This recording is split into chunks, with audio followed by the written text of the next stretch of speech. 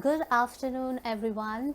Welcome to PB Quarren Live presents the Stylist Toolbox Hairstyling and Updo Special. I'm super excited about this session because we are going to present to you a global hair expert who's going to show us not one or two but three different styles. This is Kanishka Ramchandani, the editor of Professional Beauty India, welcoming you to this Insta Live session in which we are going to see an amazing artist from UK display to us three different styles in under an hour. So this is going to be real amazing. So I request you all to join in to this Insta Live session as soon as possible. And before we start, before I bring on the guest to this live session, I'd like to introduce her to you. So please join the live session as soon as you can. Tell your colleagues and your peers as well to be a part of this. And if you want more details on all the sessions that we are doing throughout this week, please visit us on professionalbeauty.in. All right, so now for the big reveal. My guest for today is Jordanna Cobella. She comes from the UK and belongs to the hairdressing royalty in the UK, as both her parents are legendary hair artists. She loves doing hair shows and creating collections. She did her first solo hair show at Pro Hair Live in Manchester, and she is also a resident stage artist on Hair Club Live Open. In 2017, she became part of the Fellowship of British Hairdressing Fame team. Jordanna is a recognized educator today, and in the UK, she teaches on behalf of GHD, the Fellowship, Cobella and Foster Academies, and also takes sessions abroad. So welcome you all, and we will be we'll have Jordanna join us shortly. She will be presenting to us three different styles, three different looks, and she'll talk about the tools that she has used, the artistry involved in it, and lots more. If you have any questions for her, do leave them in the comment section below and we'll take them up time permitting. So please stay on with us as I add her to the session. Good morning. Hello, everyone. hi. Oh, it's afternoon here. Hi, Jordanna. Good afternoon, everyone. Thank you so much for having me. What a lovely Thank you for joining us. It's a pleasure having you with us on this live session. We are very eager to see what you have for us this afternoon. Okay. Right. So if you could take us through the styles that you're going to talk about. So today I'm going to show you three different things that I've been up to in lockdown. The first being a really nice colour melt. We've been doing lots of colours because we have the luxury of having mannequins, and I've been going in and out of the salon. So I've been practicing some colour melts and different colouring techniques and patterns, maybe more creatively, maybe not so salon friendly. However, the techniques are very easy to take to you know, normal natural blondes as well. Right. We're looking at root smudging. So the first technique is a root melt. The second technique is a cutting technique, and that is going to be a Brigitte Bardot fringe. We've seen a lot of those around, and in the UK it's really super popular at the moment. Lots of people are asking for them. You know, that kind of fringe is very low maintenance. It's quite long. And it frames the face beautifully and is very easy to grow out as well. And that's the second look. And for the third look, I'm going to show you my top tips on styling, on doing different types of waves. And I'm going to be using GHD straighteners and also the GHD tongs. And just showing you a few tricks as well on how to brush out the waves. But also if you're doing a photo shoot, a couple of secrets on how to make the hair look even thicker, and how to really work the camera when you're taking pictures of your clients, or even when you're taking pictures of models if you're working professionally. Great, fantastic. So let's get started. I'm very eager to see your styling. Fabulous. So throughout the session, please guys, feel free just to write some questions and I can answer them. It's not a problem. There are a couple of things I'd love to share with you afterwards, and that is just head sheets that I've drawn out for you, and at least you can have something to take away from today's session. So I'll start first of all with my first look. So this is my first colour melt, as you can see, we have, I'm not sure if you can see, let me just move her a bit closer.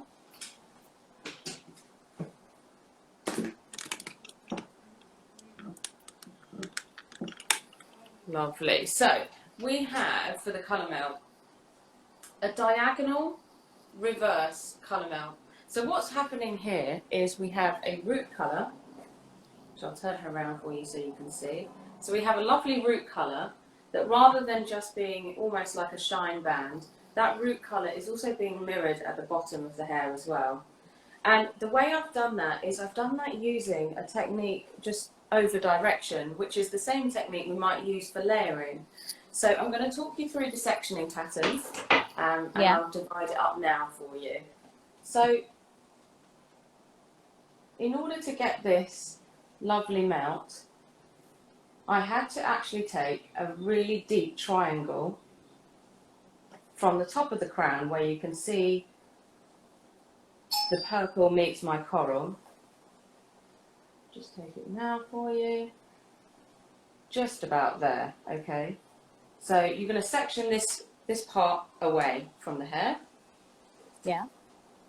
And you're going to do exactly the same on the other side, okay? Now you're left with the 4/4 at the back. So for the back, we're literally going to work the same way we would for a natural regrowth. And I'll show you what I mean.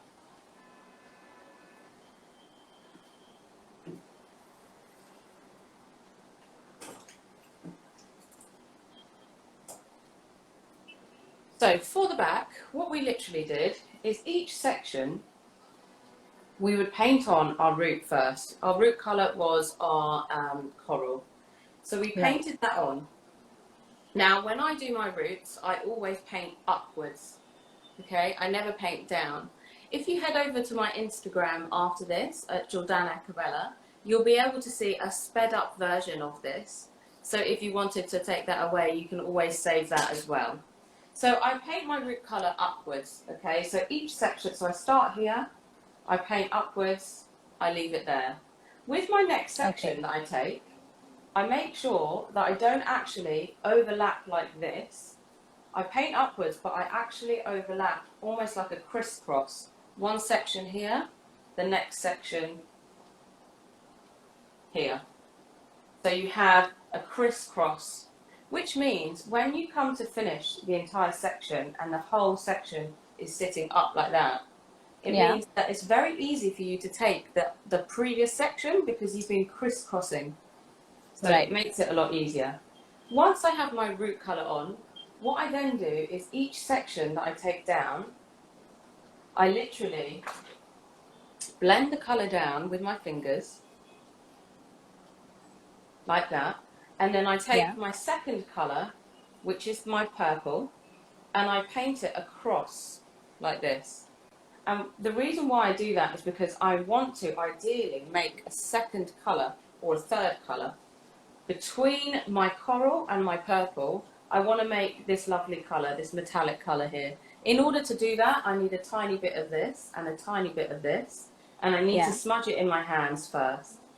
The reason why I work in quite small sections that are quite flat is so that you can make sure that the colour has penetrated both sides of the section, and if you're not sure, you can always just lift that up to see how the blend is looking like as well.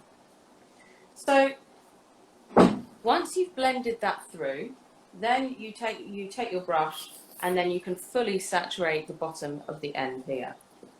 And then did you know what exactly the new color would look like?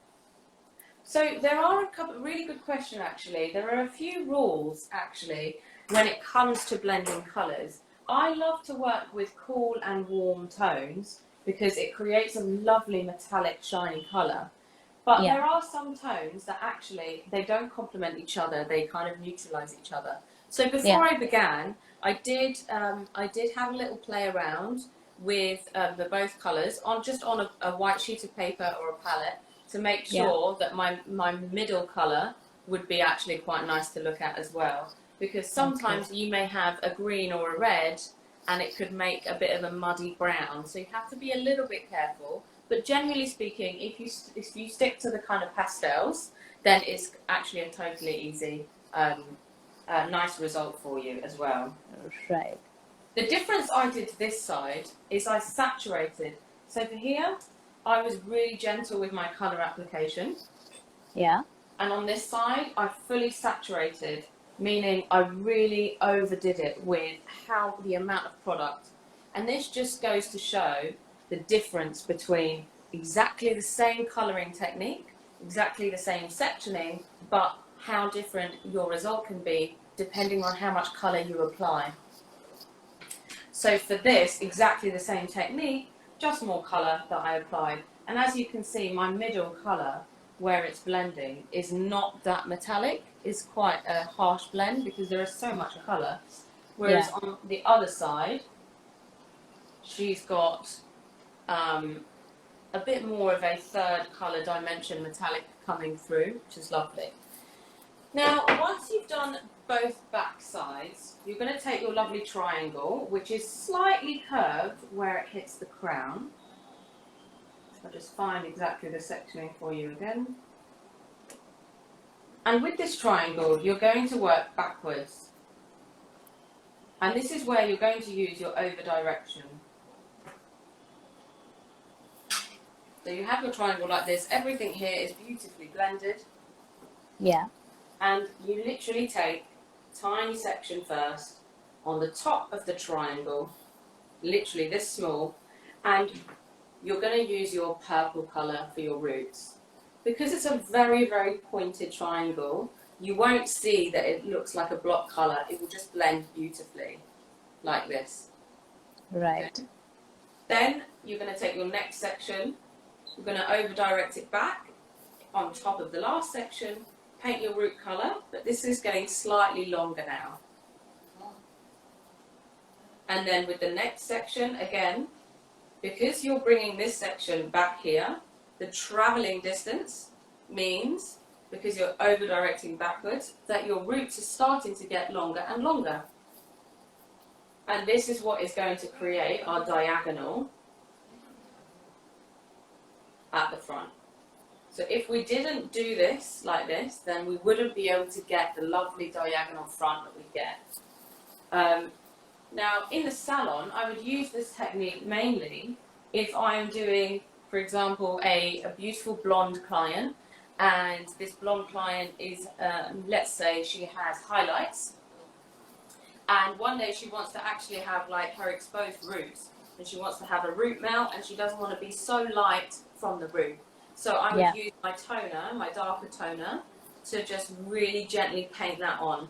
Maybe I wouldn't obviously direct it backwards and use any fashion shades, but I would be using maybe a beige toner that matches her roots. So really nice salon friendly technique. I don't know about you guys, but in London and the UK, we've been playing around with lots of different tones that we can create. We've got very colourful during lockdown because it's been such a hard time for everyone. So it's been lovely actually to see some of the looks that people are creating and how creative people are getting. But again, as with all techniques, you can take something from it always to the salon. Even if it's not the same colours, you can always take the same techniques. So I'll give you a little roundup of that. There we go, all the way round. So guys, if you wanted to see a full sped up version of this, please feel free to have a look on my Instagram, and it's a very quick version that you can always save for your preference. Now, coming on. So with this technique, Jordanna, with this technique, Indian hairdressers can work on darker tones as well? Exactly. They can work on what, sorry?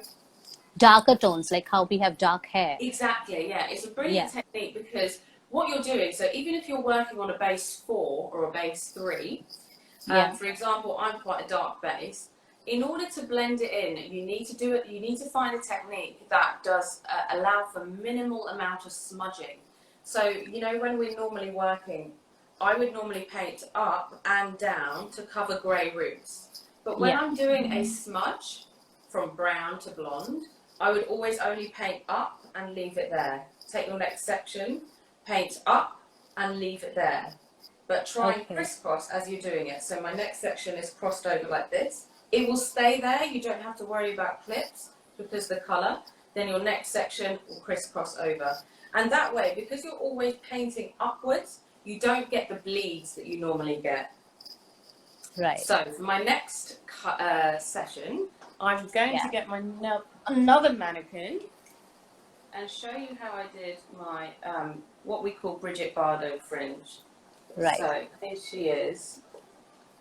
Again, I've used a very similar colouring technique on this mannequin. Yes. And this is a lovely combination. Yes. So this is the green and the pink. Actually, no, I would call this more of a denim blue.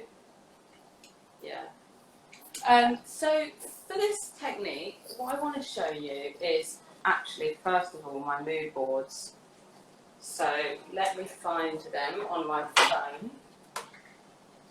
So in order to illustrate exactly what we're looking at, I want to quickly show you the little mood boards. I always do mood boards just to help for inspiration purposes and that kind of thing. And I just think it's nice to experiment with different inspirations that you have. And also, sometimes we as hairdressers, we're very fixated on showing people what we're doing, the end result. But it's quite nice to show the journey as well, because people relate to that, and they can take something from that and then actually understand, okay, where your inspiration is coming from. And it just creates more of a story. So sometimes I will do it with clients as well. So let me find this one for you.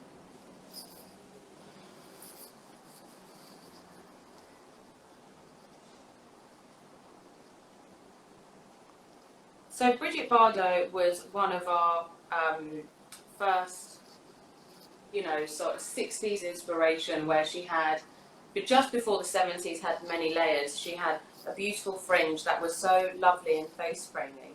And I don't know why, but somehow in the salon it's becoming such a popular thing to ask for.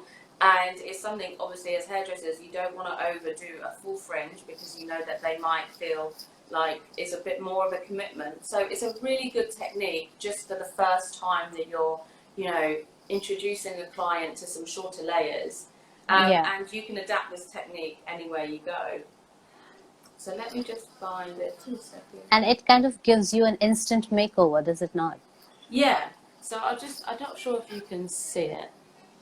So you can see in these pictures here, it's like a very beautiful fringe that is lovely and framed, but it's not a full fringe. You've still got the lovely gap here. And this has the effect of slimming the face. So if anyone is ever worried about cheekbones, it's just so flattering. So here is the mood board. Yeah. And then this is obviously Brigitte Bardot herself, with her fringe. So really easy to grow out, and I think normally we would have something like this in the salon, just on display, so that clients can relate to it. Now, how short can you go with that fringe? So again, really, what I love about this technique is it's super, super friendly. You can just bespoke this technique however you like. So on the picture here, you can see that there is one that is actually very short. Yeah. And then you've got one that's a lot longer. So I'll show you the difference that has. Okay, so for this technique, I would almost do this completely dry. So this is the end of the last part of the haircut. I would take the client's middle parting, and I would literally take a tiny, tiny triangle, quite a shallow triangle, that you would normally use to cut a fringe. So let's just get that right both sides. Okay. So just make sure it's nice and symmetrical. Obviously, the deeper back the parting, the thicker the fringe. So if it's the first time you're doing this for your client, you might want to take quite a shallow triangle. I'll just pop her head forward so that you can see it as well.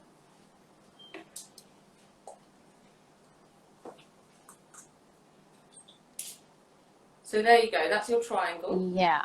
So if you wanted to make sure the fringe was very thick, you would actually take this triangle and you would move it further back. So the point of the triangle would come back. but for the purpose of the first time, you want to make it quite shallow. The mannequins have very thick hairline. Normally a client doesn't. So you want to make this maybe medium-sized thickness, making sure that the points here and here are exactly the same in the mirror, both sides. So now all you have to do is work on this. I would probably blow dry this forward. Okay. At the moment, I'm just going to use my tongs. The reason why is because some people, if you cut this too wet, what happens is you don't get a true account of exactly where the hair is going to sit. So you don't take into account that this is going to actually make the hair shorter. Yep. So I always blow dry it forward with just a medium-sized brush. And then I take my first section, like you would with any haircut. You take your first section, just thin enough to create your guideline. Okay, so I'm going to move that away. And then this becomes your first section to create your guideline. So what I did here is I used a razor and I used the reference point of her nose. And I literally brought it down and I razored a line here, which you can just about see there. Okay, so I razored my line and then I moved on to my next section and I razored exactly to the same point. Now, where the real magic happens is once you've done that, you divide your section in two, exactly in the middle parting. And now we're going to be layering the fringe now. So what you want to do is we want to over direct. When we use over direction, the reason why we're using it is because we want to get a lovely blend. If we don't over direct, what will happen is we get too much of a harsh line. And what is amazing about this fringe is that you just get softness. It's like it was cut 10 months ago, but actually it's been cut today. So we're going to use over directness. Now, if we think about where do we over direct? When I ask myself that question, I always remember exactly why I'm doing it, and I think that's really important.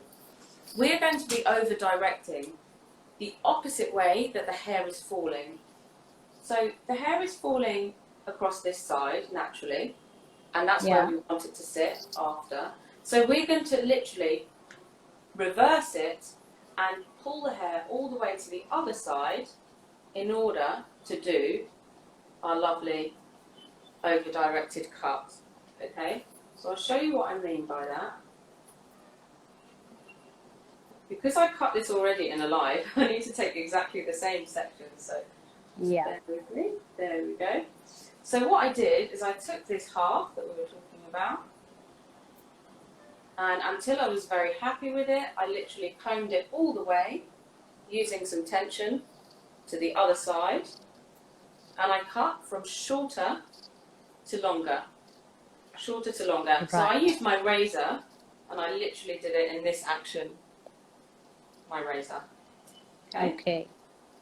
So that gives us this beautiful line like that.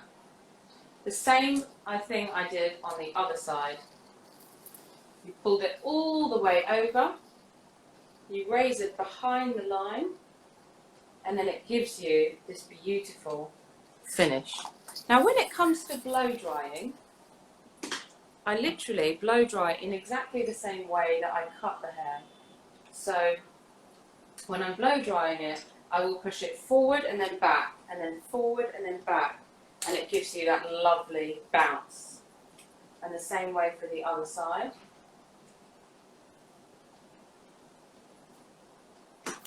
Forward and then back, forward and then back, and it gives you that lovely bounce. And then this is where the personalization comes in. So once you're happy with that, you have a choice now to connect this lovely, the curtains, I call them the 70s curtains. You have a choice now. Do you connect these part pieces to the rest of the haircut, or do you leave them disconnected? Completely up to you. It depends on how the client wears her hair. it depends on the consultation that you've had, but it also depends, you know, sometimes people like to wear their hair up a lot. So if she's wearing her hair up a lot, you may want to think about blending it just a little bit so that she has some of these lovely pieces that fall down. Yeah. The good news is that if you didn't want to blend it, it's not a big deal, because the reason why we've directed it all the way over to the other side, it makes it so soft. So even if you don't blend it, it's almost invisible disconnection there. Right. Just lovely. Now for the true personalization, once you've established that, this is all about the middle part. Now, if she wants to be like very, very slimming, but she wants to still have that middle section that still looks like a fringe, because this is very much a grown-out fringe, then you would just take a small inch of section here, completely disconnected. You would bring it up like this, and you would just point cut into that. And that will give you, literally, even more of a point. Yeah. So that when it is blow-dried lovely like this, you then have almost a tiny bit in the middle that will sit shorter for her to really accentuate and wear that fringe. And that is where this kind of technique comes in handy. When you're looking at the actual mood board, you can see a lot of the fringes split into two. Then they have a tiny piece of hair there. And you know, remember, when we're cutting hair for our clients, it's the tiny pieces, and it's the tiny bits of hair. It's not always how much you cut, it's where you cut. It makes such a big difference. And then obviously they're going to come back to you more and more. Sometimes you can make the biggest difference with the smallest amount of technique, really. So that's my girl. I have a couple of questions about the fringe. Is there anything about the shape of the client's face that you need to consider before opting for this fringe? Yes, so I would consider, this is a lovely technique for example, when you have those kind of clients who they don't want to always have their forehead on display. I'm one of those. I don't always like to have my forehead on display. So it's a really good technique for them. However, you might want to say to your client, look, if this is going to actually slim the face down, so if you already have a very slim face and you want to make your face look wider, then this is not the technique for you. But I would say, I don't know about you guys, but maybe 80% of our clients in the UK, they love to have pieces around that face framing that actually makes the face look more oval, because this is our perception of beauty, that we always, you know, when we look in magazines, everyone's got like really nice oval face shape, and you can use the hair to slim that face shape. And so this is one of the techniques that I use. I would say probably not the best if a client has a very jumpy hairline. If it's a jumpy hairline that you can control with a blow dryer, absolutely fine. But if it's a jumpy hairline that you think, I'm not sure if this is going to be easy for the client to handle, then I would probably move away from this. But the beauty of this technique is that if she hasn't blow dried it forward like I have, let's say she's going out and it's literally almost, it's got the kink, you know, sometimes when it normally has the kink, it still sits lovely.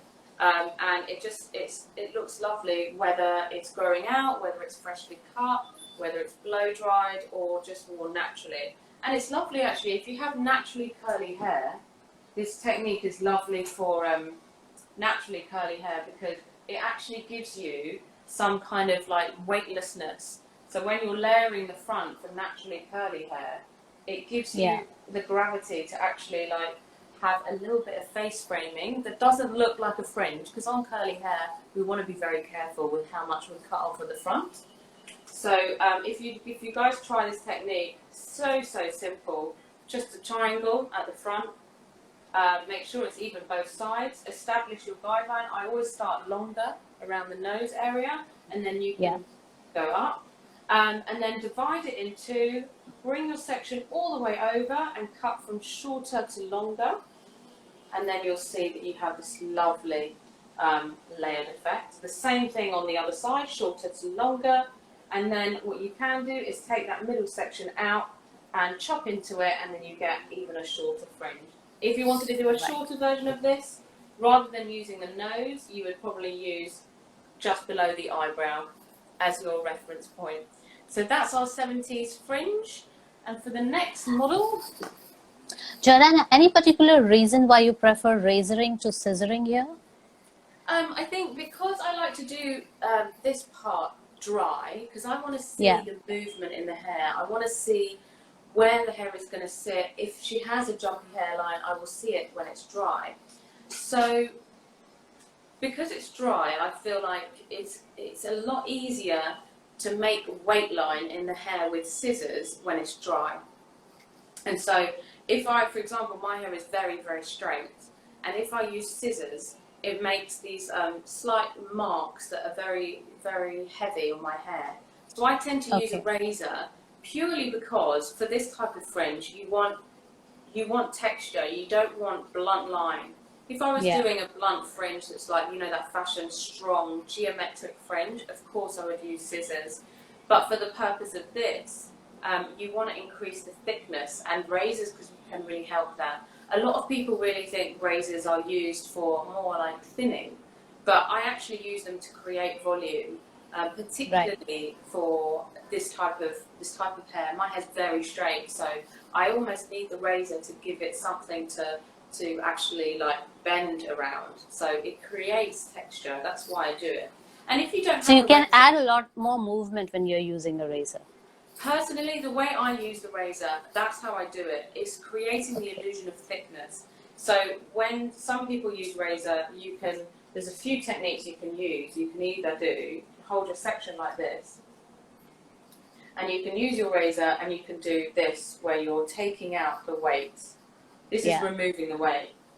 If you use your razor like this, flat, and you just slightly going up and down, you're creating quite a blunt line, but what you're doing is you're very slightly layering the line so that when it's cut, it actually bevels. It gives you an extra layer sitting across the top, because every time you tear, 1, 2, 3, you're actually creating a beveled layer. So for me, depending on how you use it, if it's used like this, taking away weight, but for me, if it's a very, very small, tiny movement, literally only like that, you create thickness in the line, and that's why I love a razor, because there's so many things you can do with it, really. And particularly for Caucasian hair types, we want volume, we want thickness, we want layers. We don't want lines at the moment. It's a shame because, you know, some of our beautiful cutting techniques are not being used. But at the moment, no one really wants lines unless the lines are at the bottom of the haircut to make it look thick, like on my hair. But we don't want lines around the layering. So that's why. Right. Great. That's why they say God is in the details. It's the way you use your razor that's going to make all the difference. Yes, I'm a huge fan of a razor because I learned when I was cutting hair, I obviously learnt with my scissors first. But afterwards, when I learnt with a razor, I just realised that you could do things in half the time. But you could create something with a razor that I didn't feel you could ever create with scissors. And it came to me more when I was cutting thin hair. And a lot of people actually say normally it's the other way around. But for me, I found that when I was using razors on thick hair, it actually made the hair feel thicker. So I would only start to use razor on thin hair, fringes, framing, that kind of thing. And I just got on so well with it that now it's my personal preference. But I mean, I think everyone is different. I think, you know, this kind of time in the world, it's lovely to try different things just to see if there's any tricks that you can use in the salon, improve your work, that kind of thing.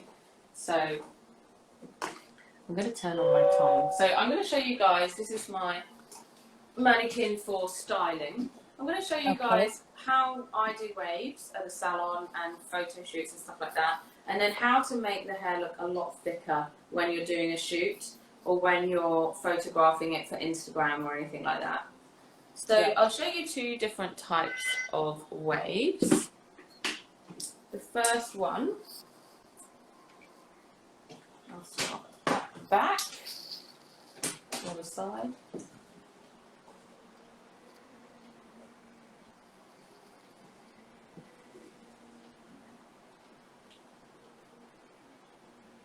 Would you say that the clients are very, like, normally ask for waves, or is it always blow dry?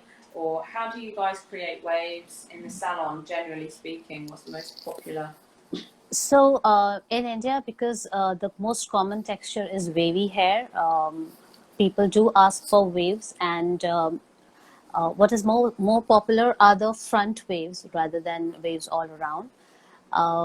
Blow dry, yes, it's catching up. A lot of women are now opting for blow dries, but it's still in its nascent stage. A lot of women are still into letting their hair dry naturally.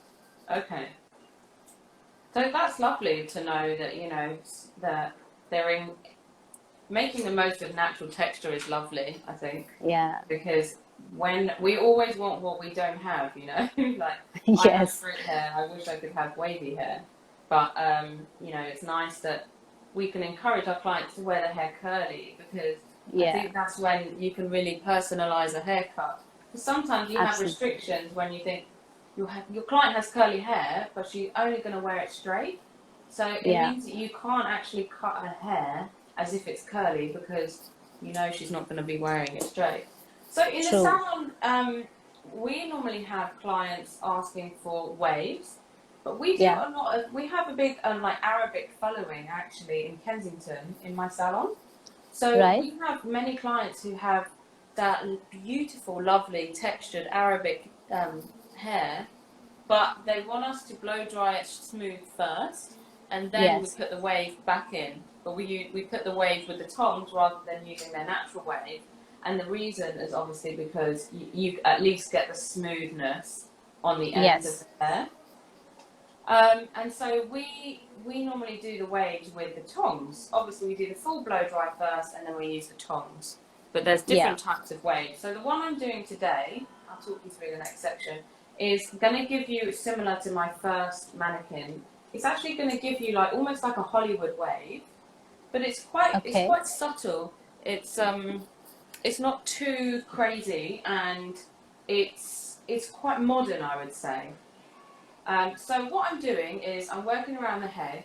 I'm taking my section. I'm always aiming away from the face. I'm turning once, then I'm unraveling like this, and then I'm turning again, then I'm unraveling, and then I'm turning again. And what it creates, the reason why you're unraveling, is it gives you a much tighter coil. Yeah. But it's very dragged out, so it doesn't make the hair like shorter in length. Because if we do our old school classic waves, it's going to make the hair a lot shorter. True. Yeah. So the reason why we're using this is because we actually want to try and keep as much length as possible, which is why we go in at this angle, we go away from the face, and then we almost unravel to keep the length and pull out. Unravel and pull out. And then you get what we call like the sausage curl, because they're very, very thin curls. And then you keep doing this all the way around, and you just get... So on natural hair, how long do you need to hold the tongs? On natural hair, probably the same as I'm doing now. So you're getting the first wave in, then you're in the middle of the hair, unravel. Then when you're walking towards the end, you can just pull it, and it almost gives you a bit more of a straighter feel on the ends. Yeah. And what's lovely is that you get to have the length. The length doesn't shoot up, which sometimes it does when you're curling. And it's also very modern because it's not too curly, but it also, the waves are sitting in the same place now as well, which is lovely. Yeah. So if you do this all the way around, and then the secret comes to actually when you're dressing the waves. Because if I wanted it to look very Hollywood, then I would literally dress it all the same way. But if I want to make it look a bit more like lived in or updated or you know, stylish, I would probably get some product in there straight away, you know, to break up the waves so they're not all sitting together. Okay. And I think At what's what lovely. temperature have you set the tongs? So this is the GHD wand, Tom, Okay. sorry. And this is already set at 185. So Okay. if the client had already, obviously you have to make sure that it's on dry hair, but I would make sure that if the client has a little bit of a, sorry, that's my dog. If your client has a little bit of a wave at the roots, then you would have to just blow dry her roots first, smooth, so that you can do this.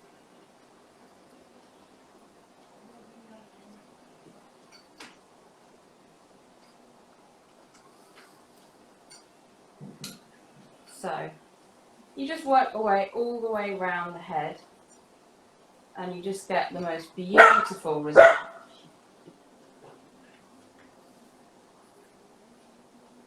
Sorry guys, my dog's a bit active this morning, should we say.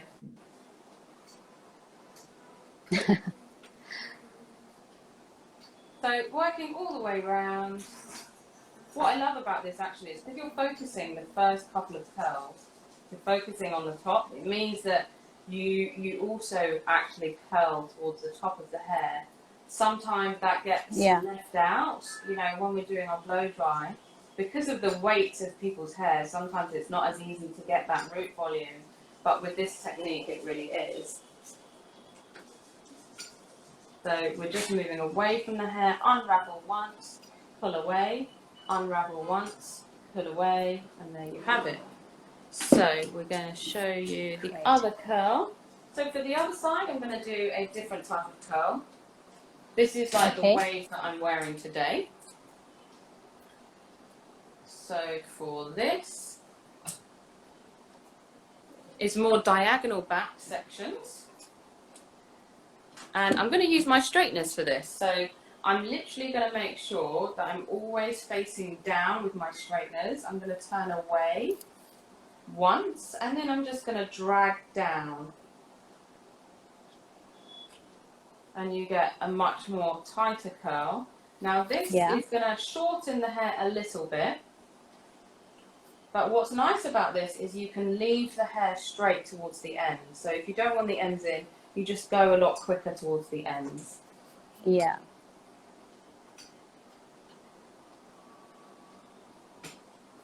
Would you say the straighteners or the curlers are more popular in salons now? Or? Straighteners are definitely popular. Because of the humidity that we have here, people like to have straight hair and it's kind of low maintenance. They even go a lot for permanent straightening. Yeah. Yeah. So everyone really has a pair of straighteners. Yeah. Yeah.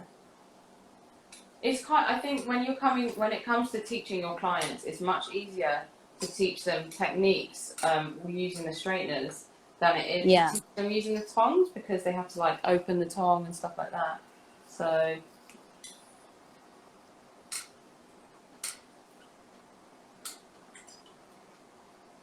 I'm literally going in, turning away once, and then dragging down to elongate that. I'm doing exactly the same. Now when it comes to the front, you just make sure you're always going away from the face, like this. Yeah.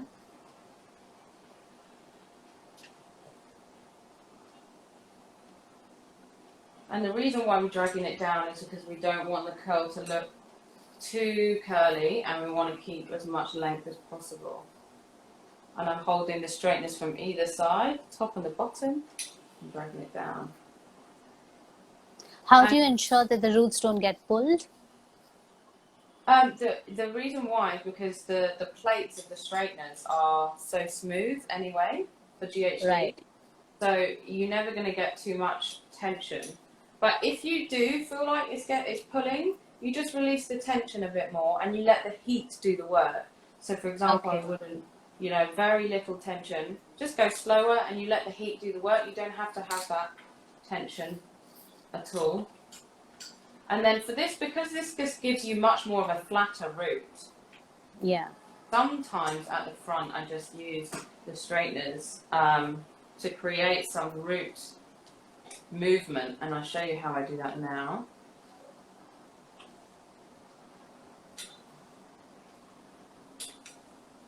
So you have the front, and you can see it's very flat here. So I might take this front piece and just create the movement, or to create by lifting that up there.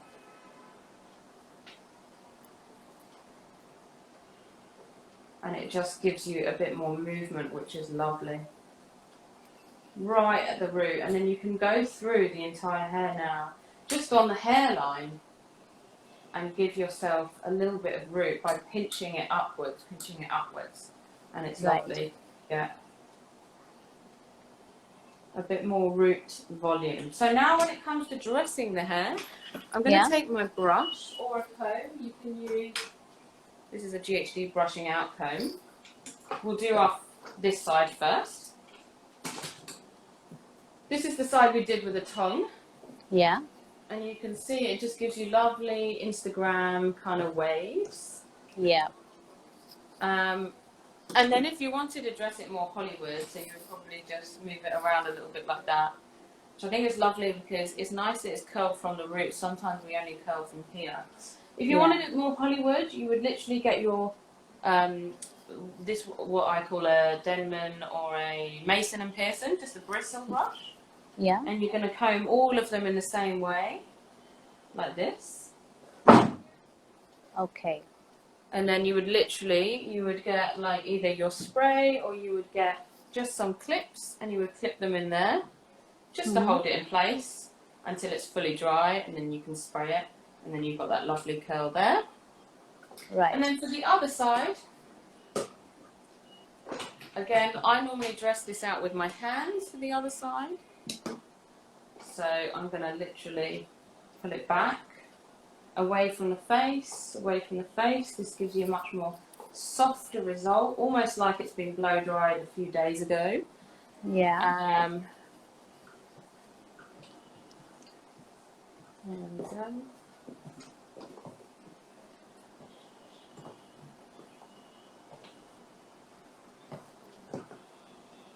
So much more of a curl from down here, as you can see. But it's nice that it comes away from the face like a normal blow dry would. So slightly different curl.